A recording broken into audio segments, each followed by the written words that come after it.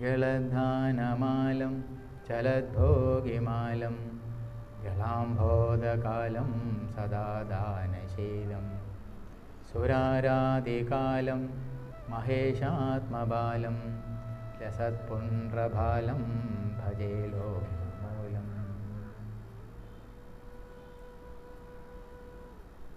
മഹേശാത്മബാലം, മഹേശൻ്റെ ആത്മബാലനാണ് വിനായകൻ. മഹേശൻ്റെ ആത്മബാലൻ തന്നെയായിരിക്കുന്നവനെ, നിത്യശൈശവത്തിൽ കഴിയുന്ന മഹേശൻ്റെ ആത്മചൈതന്യം തന്നെയായിട്ടുള്ളവൻ,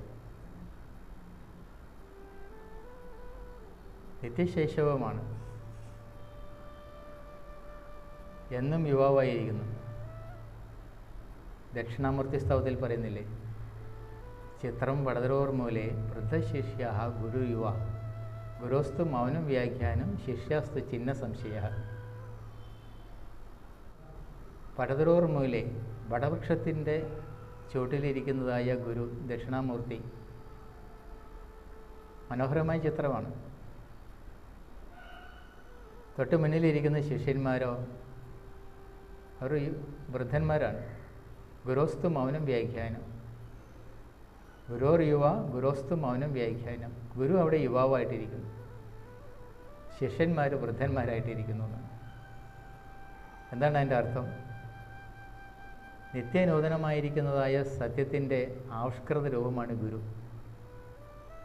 പ്രായമില്ല, കാലാതീതമാണ്, എന്നും യുവത്വം തുളുമ്പി നിൽക്കുന്ന സന്ദർഭമാണ്. കാലാതീതനായിരിക്കുന്ന ഗുരുവും കാലാധീനനായിരിക്കുന്നതായ ശിഷ്യന്മാർ, അവരും തപോന്മുഖമായ ജീവിതം നയിച്ചുകൊണ്ട് കാലാതീതരായി തീരണം. അവരും യുവാക്കളായി മാറും. വാസ്തവത്തിൽ അവരുടെ അന്തഃസത്തയിലേക്ക് ഇട്ടു നോക്കുമ്പോൾ അവർ യുവാക്കൾ തന്നെയാണ്. ശാരീരികമായ സത്തയിലാണ് ഈ മാറ്റങ്ങളൊക്കെ സംഭവിച്ചിട്ടുള്ളത്. അപ്പോൾ താൻ ശരീരമല്ല ആത്മാവാണ് എന്ന് അറിയുന്ന നിമിഷം അവരും യുവാക്കന്മാരായിരിക്കും, അല്ലെങ്കിൽ യുവാക്കന്മാരായി തീരും. ഇവിടെ പരമേശ്വരൻ്റെ മകനാണ് വിനായകൻ. പരമേശ്വരനാണെങ്കിൽ നിത്യയൗവനയുക്തനായിരിക്കുന്നു അത്രേ. വിനായകൻ മഹേശൻ്റെ പുത്രനാണല്ലോ. വിനായകനും യുവാവ് തന്നെയാണ്, ബ്രഹ്മതേജസ്വിയാണ്, ബ്രഹ്മവർച്ചസ്സുകളാണ്.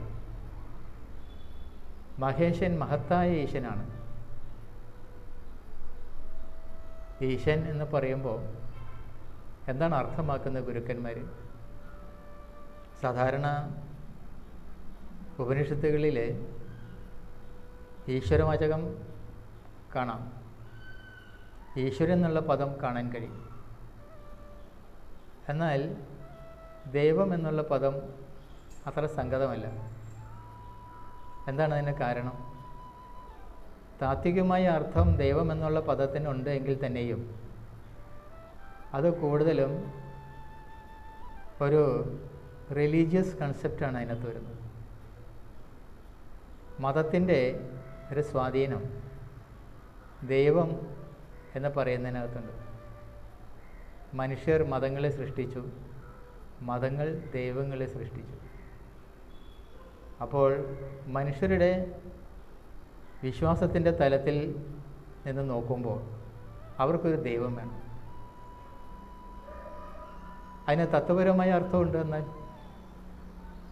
ഇത് നമ്മൾ മലയാളികൾ ഉപയോഗിക്കുന്നു, എല്ലാ ഭാഷക്കാരും ഉപയോഗിക്കുന്നു എങ്കിൽ തന്നെയും ഇത് സംസ്കൃത പദമാണ്.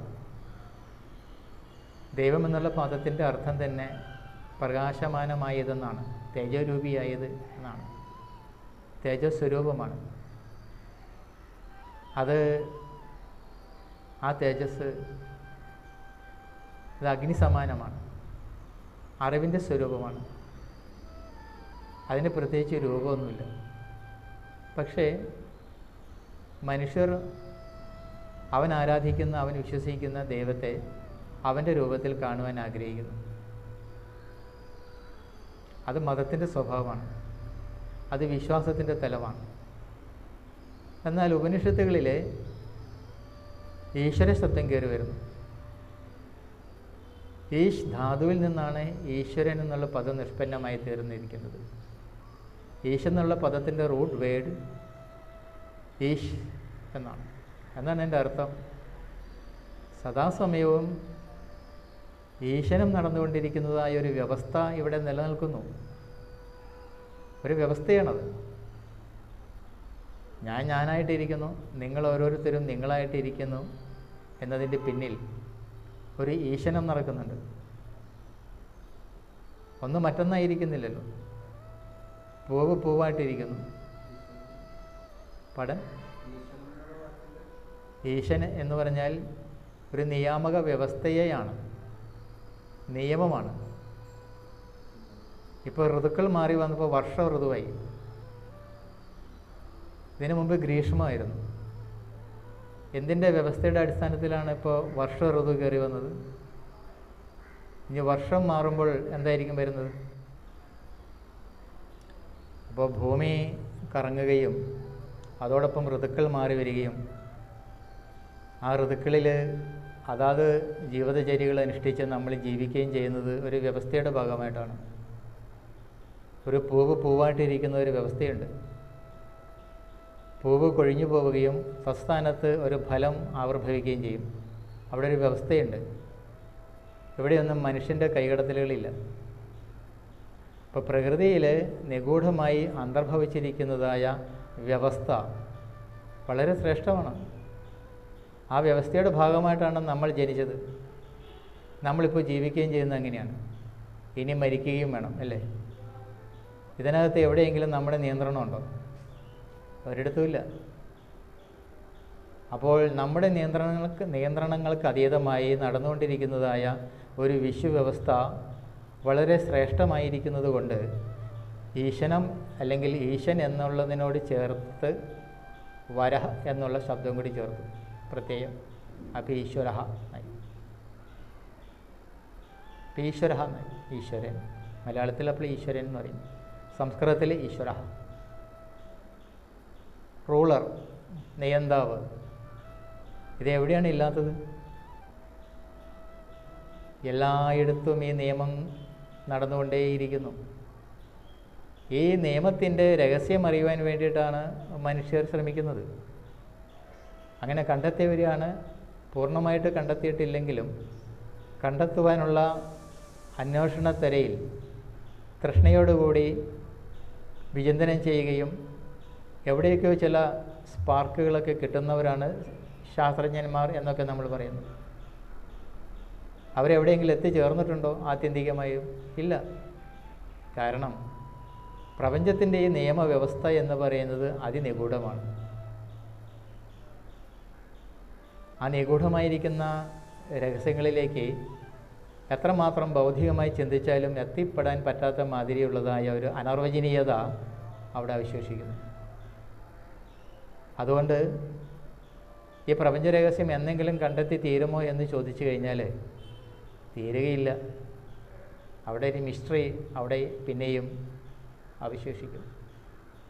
തികച്ചും ഗൂഢമാണ്, ഗൂഢാവബോധ പ്രധാനമാണ്.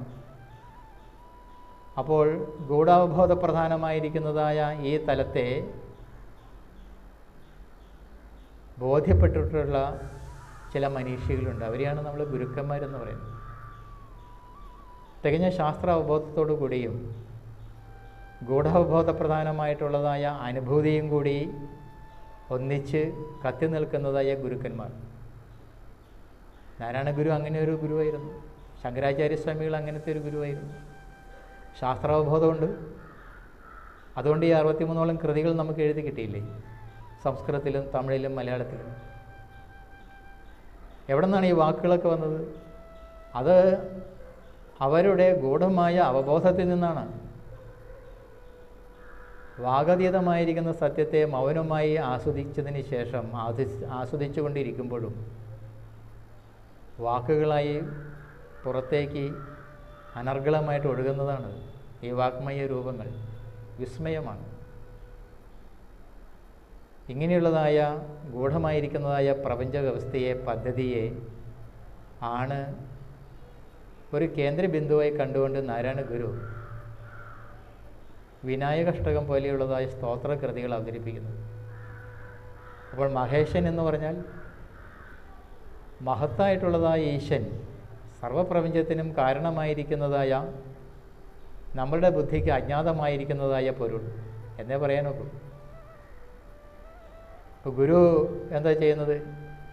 ഇങ്ങനെയുള്ളതായ ഒരു അനർവചനീയതയെ ബോധ്യപ്പെട്ടതിന് ശേഷം അതിനെ സ്തുതിച്ചുകൊണ്ടിരിക്കുക. അതുകൊണ്ടാണ് സ്തോത്രം എന്ന് പറയുന്നത്. അപ്പോൾ ഈ മഹാനുഭവത്തെ, ഈ ആശ്ചര്യപരതയെ സദാസമയം ജീവിതത്തിൻ്റെ ആനുഭൂതിക തലത്തിലേക്ക് സന്നിവേശനം ചെയ്ത് അതിനെ അനുഭവിച്ചുകൊണ്ടിരിക്കുമ്പോഴും അതിനെ സ്തുതിച്ചുകൊണ്ടിരിക്കുന്നത് ഗുരുക്കന്മാരുടെ സഹജമായിട്ടുള്ള സ്വഭാവമാണ്. അതൊരു ആനന്ദമാണ്. ഇങ്ങനെ ഗൂഢമായ ചില പദ്ധതികളെ ആവിഷ്കരിച്ചുകൊണ്ടാണ് ഗുരു ഇങ്ങനെയുള്ളതായ കൃതികളൊക്കെ എഴുതുന്നത്. യുവമായിരിക്കുമ്പോഴാണ്. ഈ കൊടിതുക്കുമലയിലും മരുത്വാമലയിലുമൊക്കെ ഇരുന്ന് തൻ്റെ ഉള്ളിൽ എങ്ങനെയാ പറയുക, പൊടുന്നിനെ വിടർന്നു വരുന്നതായ, അല്ലെങ്കിൽ അറിവ് പ്രകാശിക്കുന്നത് പൊടുന്നിനെയാണ്, പതിയല്ല. കഴിഞ്ഞ ദിവസം നമ്മൾ പറഞ്ഞില്ലേ, വർഷങ്ങൾ കൊണ്ട് പഠിച്ചെടുക്കുന്നത് ശാസ്ത്രമാണ്. കുറച്ച് വർഷങ്ങൾ കൊണ്ട് ഗുരുവിന് വേണമെങ്കിൽ ഒരു ഗുരുവിൻ്റെ അടുത്ത് ഏറ്റവും കുറഞ്ഞത് 12 വർഷം താമസിക്കാം. അങ്ങനെ താമസിച്ചുകൊണ്ട് പഠിക്കുന്നത് വർഷങ്ങളെടുത്തുകൊണ്ടായിരിക്കാം. അത് ശാസ്ത്രപഠനമാണ്. ഈ ശാസ്ത്രവചസ്സുകളെ നമ്മളുടെ ആത്മാംശമാക്കി തീർക്കത്തക്ക തരത്തിലുള്ളതായ തപസ് വേണം.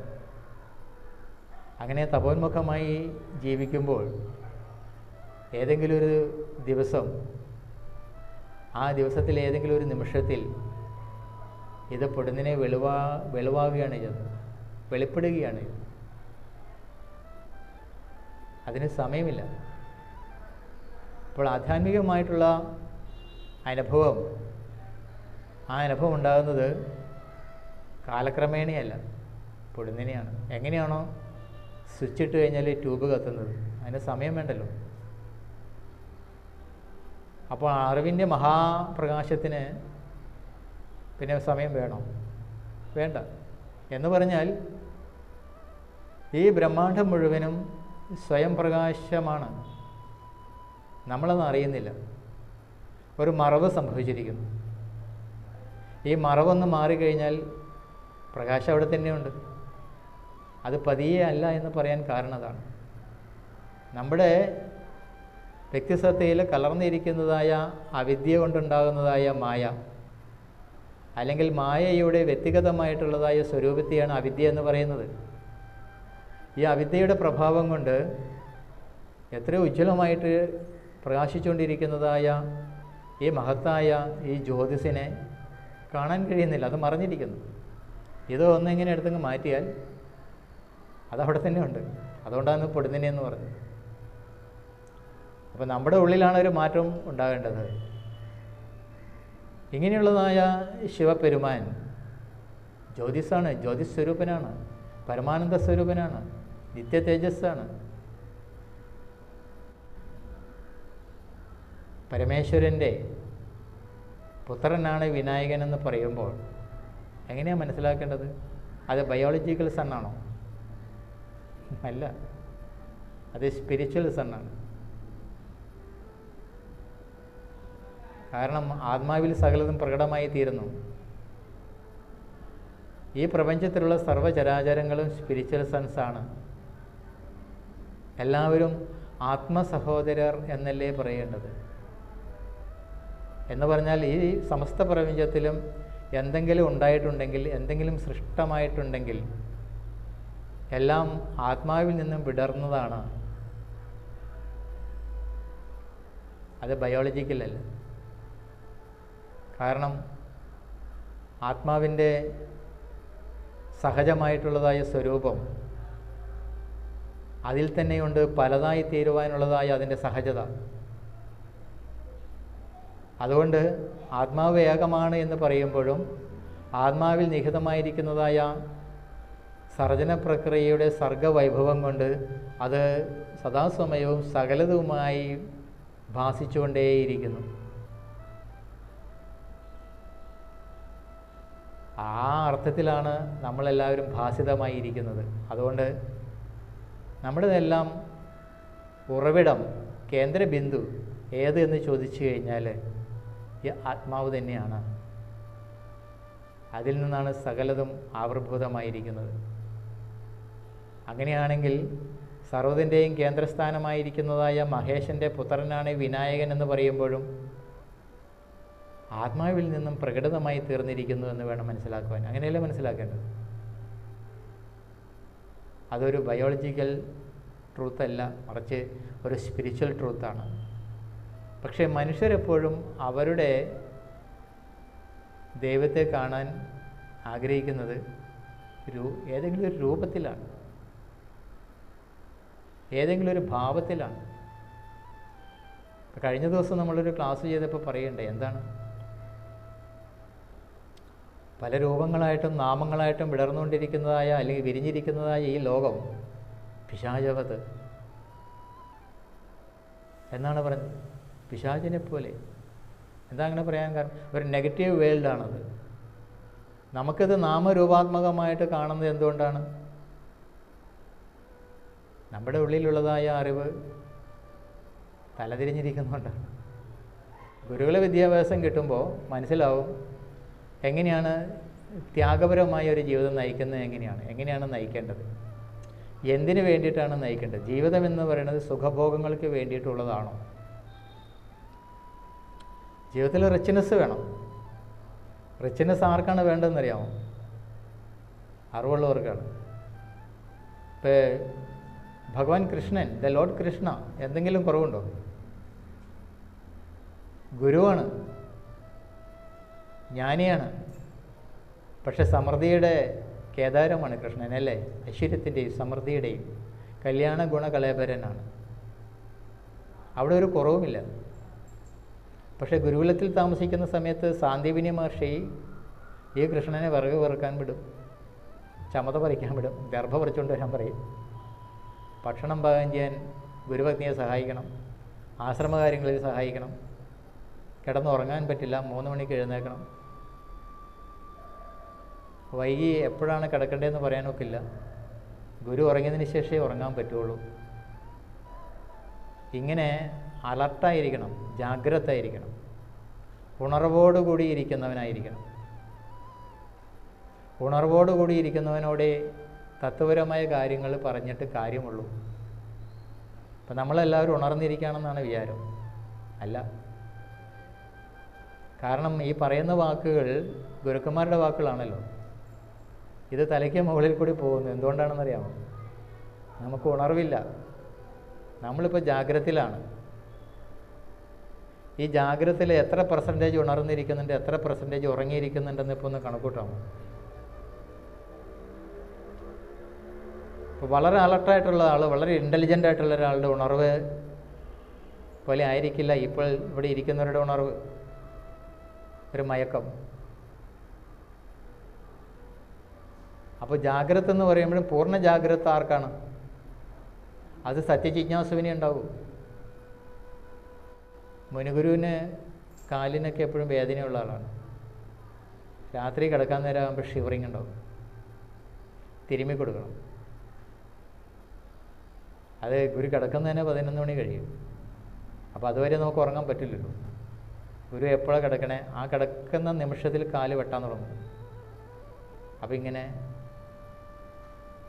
പ്രസ് ചെയ്തുകൊണ്ട് ഇങ്ങനെ മസാജ് പോലെ ഇങ്ങനെ ചെയ്തു കൊടുക്കണം. ഈ കൈ കഴിക്കുമ്പോൾ ഈ കൈ കൊണ്ട് അങ്ങനെ ചെയ്തുകൊണ്ടിരിക്കുന്ന സമയത്ത് കറണ്ട് പോകും രാത്രിയിൽ. വേനൽക്കാലമാണെങ്കിൽ പിന്നെ ചൂടായി. അപ്പോൾ ഒരു കൈ കൊണ്ട് വീശി കൊടുക്കണം, ഒരു കൈ കൊണ്ട് തിരുമ്മി കൊടുക്കണം. അപ്പോൾ ഗുരു ഇങ്ങനെ മയക്കത്തിൽ കിടക്കും. മയങ്ങി കിടക്കുന്ന സമയത്ത് നമ്മൾ നിർത്തി കഴിഞ്ഞാൽ അപ്പോൾ അറിയുകയും ചെയ്യും. അതുകൊണ്ട് നിർത്താൻ പറ്റില്ല. ഗുരു ഉറങ്ങി എന്ന് നമുക്ക് ബോധ്യം വന്നു കഴിഞ്ഞാൽ പതി ഇത് നിർത്തും. കാരണം കൈയെല്ലാം കടയ്ക്കുന്നുണ്ടാവും. അപ്പോൾ ഗുരു അനങ്ങുന്നുണ്ടെങ്കിൽ അറിയാൻ വേണ്ടി ഒരു കൈ കാലിൽ വയ്ക്കും. എന്നിട്ട് കട്ടിലിൽ തന്നെ തല വെച്ച് കിടക്കും. പെട്ടെന്നായിരിക്കും ഞെട്ടണത്. അപ്പോൾ പെട്ടെന്ന് നമ്മൾ കൈ അവിടെ ഉള്ളത് കൊണ്ട് അറിയും. ഇതെല്ലാം കഴിഞ്ഞിട്ട് ചിലപ്പോൾ ഗുരുവിന് ഉറക്കം വന്നില്ലെങ്കിൽ പറയും, ഒരു കാര്യം ചെയ്യും, ആ മഷ്നബി എടുത്തൊന്ന് വായിച്ചേ കേൾക്കട്ടെ. ഇപ്പോൾ മണി 2 അപ്പോൾ ഞാൻ പറഞ്ഞു, ഗുരു കണ്ണ് ചവറുക്കണം എന്ന് പറഞ്ഞു. അതിനവിടെ ഐ ഡ്രോപ്പ് ഉണ്ടെന്ന്. ടിയേഴ്സ് നാച്ചുറൽ ലുബ്രിക്കൻ്റാണ്, നല്ലതാണ്. അതൊരു തുള്ളി ഒഴിപ്പിക്കും. ഇനി വായിച്ച് കേൾക്കും, പറഞ്ഞും തരും. രാത്രി 2 മണി കഴിഞ്ഞ് ഇരിക്കുന്നവനോട് മസ്നവി അല്ലെങ്കിൽ ശ്വേതാശ്വതരോപനിഷത്ത് പറഞ്ഞു തരുമ്പോൾ ലോകം മുഴുവൻ ഉറങ്ങിക്കിടക്കുകയാണ്. അപ്പോൾ അന്ന് വരെ പറയാത്ത, അതല്ലെങ്കിൽ അതുവരെ ക്ലാസ്സിൽ പറയാത്ത കാര്യങ്ങളായിരിക്കും അന്നേരം പറയുന്നത്. ഗുരുവിന് എന്തുകൊണ്ടത് പറയാൻ തോന്നുന്നു? ഒരുത്തനിങ്ങനെ കിടന്ന് കാണിക്കുന്നുണ്ടാണ്. ഹോസ്പിറ്റലിൽ കിടന്നാലും സന്ധ്യയായി കഴിയുമ്പോൾ എല്ലാവരും അവരവരുടെ റൂമുകളിലേക്ക് പോയി കഴിഞ്ഞാൽ ഗുരുവിനെ നോക്കാൻ നിൽക്കുന്ന സന്ദർഭങ്ങൾ ഭാഗ്യവശാൽ കിട്ടാറുണ്ട്. അപ്പോൾ ഇരുന്ന് വായിപ്പിക്കും. ഇതൊക്കെ അനിർവചനീയമായ അനുഭവങ്ങളാണ്. അത് ഗുരുക്കന്മാരുടെ സാമീപ്യം കൊണ്ട് നമുക്ക് കിട്ടുന്ന ബ്ലെസ്സിങ്സാണ്. അപ്പോൾ ഈ വിദ്യ എങ്ങനെയാണ് പകർന്നു വരുന്നതെന്നാണ്. നേരം വെളുക്കുമ്പോൾ ഉറക്കും. ഇന്നലെ ഉറങ്ങിയില്ലെങ്കിൽ എന്താ? ഗുരുവിൻ്റെ പ്രത്യേകം ക്ലാസ് കിട്ടിയില്ലേ? പ്രത്യേകമായിട്ട് പറഞ്ഞു കിട്ടിയില്ലേ? വേറെ ആർക്കും ഇത് കേൾക്കാൻ കഴിഞ്ഞില്ലല്ലോ. അപ്പോൾ അത്തരത്തിൽ നമുക്ക് ഇത് മനസ്സിലാക്കേണ്ടിയിരിക്കുന്നു, അല്ലെങ്കിൽ ഇതിലൂടെ പോകേണ്ടിയിരിക്കുന്നു. ഇതിനെ നിസ്സാരമായിട്ട് കാണാൻ പാടില്ല എന്നർത്ഥം. അപ്പോഴാണ് നമ്മുടെ ഈ സാധാരണ ബുദ്ധി മാറി അസാധാരണ ബുദ്ധി വരുന്നത്. കാരണം നമ്മൾക്ക് മനസ്സിലാക്കേണ്ടത് ഗണനയിൽ കവിഞ്ഞതൊന്നാണ്. ഗണനയിലുള്ളതെല്ലാം സാധാരണമാണ്. ആത്മോപദേശത്തിൽ പറയുന്നുണ്ട്. മനസ്സിലാക്കേണ്ടതോ അസാധാരണമായിരിക്കുന്നതാണ്. അത് ഗണനയിൽ കവിഞ്ഞതാണ്. അപ്പോൾ നമ്മുടെ ബുദ്ധി സാധാരണ ബുദ്ധിക്ക് വഴങ്ങിത്തരാത്തതായ ഇത്തരം താത്വികമായിട്ടുള്ള നിഗമനങ്ങൾ നമ്മുടെ ജീവിതമായി തീരണമെന്നുണ്ടെങ്കിൽ നമ്മുടെ ബുദ്ധിയെ യോഗബുദ്ധിയാക്കി മാറ്റേണ്ടിയിരിക്കുന്നു. അതിന് ചില നിഷ്ഠകളൊക്കെ വേണം. ആ നിഷ്ഠകൾ വീട്ടിൽ നിന്നുണ്ടാവില്ല. അതുകൊണ്ടാണ് ഗുരുകുലങ്ങളിൽ തന്നെ പോയി ഗുരുക്കന്മാരുടെ കൂടെ തന്നെ ജീവിക്കേണ്ടി വരുന്നത്. അപ്പോഴേ ഇത് മനസ്സിലാവുള്ളൂ, അപ്പോഴേ ഇത് ബോധ്യപ്പെടുകയുള്ളൂ. അപ്പോൾ നടരാജൂർ പറയുന്നുണ്ട്, ഉദാസീന മനോഭാവം കൊണ്ട് ഇതിനകത്ത് മുന്നോട്ട് പോകുവാൻ കഴിയില്ല. The whole hearted interested is needed. അതിന് ഗുരു പറഞ്ഞൊരു ഉദാഹരണമുണ്ട്. നമ്മളിങ്ങനെ നടന്നു പോകുമ്പോൾ ഒരു തോട് കണ്ടു. ഇത്തിരി വീതിയുള്ള തോടാണ്. ചാടണം അപ്പുറത്തേക്ക് പോകണമെങ്കിൽ. ഒരുത്തൻ ചാടി, നല്ല ചാട്ടമായിരുന്നു. പക്ഷെ 99% ചാടിയുള്ളൂ, വെള്ളത്തിൽ വീണു. ഒരു പോയിൻറ്റും കൂടി കടക്കാൻ കഴിഞ്ഞില്ല. അതുപോലെയാണ് ആധ്യാത്മികത. 99% ചാടിയാൽ വെള്ളത്തിൽ വീഴും. 100% ചാടിയിരിക്കണം. ഇക്കരെ നിന്നുകൊണ്ട് അക്കരെ ഉള്ളതിനെ പ്രാപിക്കാൻ സാധ്യമല്ല. അതുകൊണ്ട് ഇവിടെ പറയുന്നു, സാധാരണ ബുദ്ധിക്ക് വഴങ്ങിത്തരാത്ത ഈ തത്വം നമുക്ക് എങ്ങനെയാണ് ആത്മാംശമാക്കേണ്ടത്? കാരണം തന്നിലിരിക്കുന്നതായ പൊരുളിനെയാണ് നമുക്ക് അറിയേണ്ടത്. അതിന് സർവ്വവ്യാപകത്വം ഉണ്ട്. വാസ്തവത്തിൽ സർവ്വവ്യാപകത്വമുള്ളതായ ആ പൊരുൾ നമ്മൾ അനുഭവിക്കുന്നത് തന്നിലുള്ളതായിട്ടാണ്, അല്ലേ? അപ്പോൾ ഇവിടെ ശിവൻ എന്ന് പറയുന്നത് സർവ്വവ്യാപകത്വമുള്ളതാണ്. അങ്ങനെ സർവ്വവ്യാപകതയോടുകൂടി ഇരിക്കുന്നതായ ആ പൊരുൾ തന്നിൽ അറിയുന്നത് വ്യഷ്ടിഗതമായിട്ടാണ്. വ്യഷ്ടിഗതമായിട്ട് അറിയുന്നതായ ആ പൊരുളിനെയാണ് ആത്മാവ് എന്ന് പറയുന്നത്. സകലതുമായി വ്യാപരിച്ചിരിക്കുന്നതായ ആ പൊരുളിനെ എന്ത് പറയും? അതിനെ ബ്രഹ്മം എന്ന് പറയും. ബ്രഹ്മം എന്ന് പറഞ്ഞാൽ സകലതിലും വ്യാപിച്ചിരിക്കുന്നത്, അത് വർദ്ധമാനമായി കൊണ്ടേയിരിക്കുന്നു. അതിനറിയുന്നത് തന്നിലാണ്. തന്നിലറിയുമ്പോൾ അത് ആത്മബോധമായി. സമസ്തതയ്ക്കും കാരണമായിരിക്കുന്ന പൊരുൾ ഇതുതന്നെയാണെന്ന് അറിയുമ്പോൾ അത് ബ്രഹ്മബോധമായി. അവിടെയാണ് വ്യഷ്ടി സമഷ്ടികളെ വേണ്ടവണ്ണം യോഗാത്മകമായി സമന്വയിപ്പിക്കേണ്ടത്. അപ്പോഴേ സംശയം മാറിക്കിട്ടുകയുള്ളൂ. അതുകൊണ്ട് ശിവൻ എന്ന് പറഞ്ഞാൽ സർവ്വവ്യാപകത്വമുള്ളതാണ്. സർവ്വവ്യാപകത്വമുള്ളതായ ഇതിനെ എങ്ങനെ മനസ്സിലാക്കണം? ആത്മനിഷ്ഠമായിട്ട് അറിയണം, വ്യക്തിഗതമായിട്ട് അറിയണം. അതിന് കണ്ണുകൾ പുറത്തേക്ക് തുറന്നു വെച്ചുകൊണ്ട് കാര്യമില്ല, കാതുകൾ പുറത്തേക്ക് തുറന്നു വെച്ചുകൊണ്ട് കാര്യമില്ല. തൻ്റെ ഉള്ളിലേക്ക് തന്നെ നോക്കേണ്ടിയിരിക്കുന്നു. തൻ്റെ ഉള്ളിലേക്ക് എങ്ങനെയാണ് നോക്കുന്നത്? മാംസചക്ഷസ് കൊണ്ട് നോക്കാൻ കഴിയില്ലല്ലോ. അവിടെ അകക്കണ്ണ് തുറക്കണം. അകക്കണ്ണ് തുറന്നിരുന്നു കൊണ്ട് നോക്കാൻ കഴിയണം. അകക്കണ്ണ് തുറക്കാനായിട്ട് ഗുരു ഒരു വഴി പറഞ്ഞു തന്നിട്ടുണ്ട്. അറിയാമോ അത്? കരുവിന് കണ്ണുകൾ 5 ഉള്ളടക്കി തെരെ വീണ് വണങ്ങി യോതിടണം. 5 കണ്ണുകളും ഇരുന്നു കഴിഞ്ഞാൽ എന്ത് സംഭവിക്കും? വെളിയിലുള്ളതായ ലോകാനുഭവങ്ങൾ ഉണ്ടായിക്കൊണ്ടിരിക്കും. ലോകാനുഭവങ്ങൾ ഉണ്ടായിക്കൊണ്ടിരുന്നു കഴിഞ്ഞാൽ എന്ത് സംഭവിക്കും? എന്തിനാണോ അറിയേണ്ടത് അതിനറിയാൻ കഴിയാതെ പോകും. എന്തിനാണ് അറിയേണ്ടത്? അറിയണമെങ്കിൽ ലോക അനുഭവങ്ങൾ കൊണ്ടുണ്ടാകുന്നതായ വിഷയങ്ങളിൽ നിന്നും ഒരു ഉപശമനമുണ്ടായി തൻ്റെ അന്തർനേത്രങ്ങൾ കൊണ്ട് അകമേ നോക്കിയിരിക്കുവാൻ കഴിയണം. കാരണം ഇനിയുള്ള സമയങ്ങൾ അതിനു വേണ്ടിയിട്ടുള്ളതാണ്. ജീവിതത്തിൻ്റെ ആദ്യ ഭാഗങ്ങൾ മുഴുവൻ നമ്മൾ ജീവിച്ച് കഴിഞ്ഞു. അതുകൊണ്ട് നമ്മൾ എന്താണ് വേണ്ടത്? നമ്മുടെ അകത്തേക്ക് നോക്കിയിരിക്കുവാനുള്ളതായ പ്രവണത സഹജമായിട്ടുണ്ടാകണം. അങ്ങനെ ഉണ്ടാകുമ്പോൾ മാത്രമാണ് ഇതിൻ്റെ സാധ്യത ഉരുത്തിരിഞ്ഞു വരുന്നത്.